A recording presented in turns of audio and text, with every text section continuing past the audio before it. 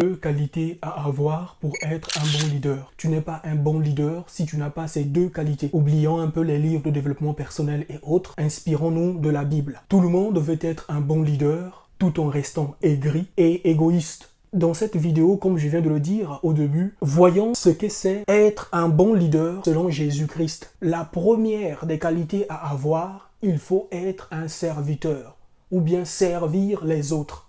Cela veut dire quoi? Un serviteur travaille pour un maître. Un serviteur a une certaine liberté et a droit à un salaire. En revanche, la deuxième qualité, il faut être un esclave. Un esclave est la propriété du maître. Un esclave n'a pas de droit et n'a pas de désir personnel. Un esclave est donc soumis à l'autorité du maître. Alors, qu'est-ce que cela veut dire? Ces deux qualités pour pouvoir devenir un bon leader. Dans la Bible, nous avons l'exemple parfait de Jésus. Un leader né. Il a quitté le ciel, il est venu. Partout où il allait, il servait les autres. Il a donné sa vie pour toute l'humanité. C'est ça un esclave, c'est ça être un serviteur. Et c'est ce même Jésus, malgré le fait qu'il soit le Fils de Dieu, était en train de laver les pieds de ses disciples. Un autre exemple, David, du roi David, comme étant un bon leader selon la Bible. Avant qu'il puisse accéder au trône, David a été serviteur du roi Saül dans la maison royale. Le roi Saül était possédé tout le temps des esprits mauvais et David était là en train de servir le roi. Mais aujourd'hui, tout le monde veut diriger. Dans l'église, à la maison, à l'université, au travail, partout. Tout le monde veut diriger, mais personne est capable de pouvoir donner son temps,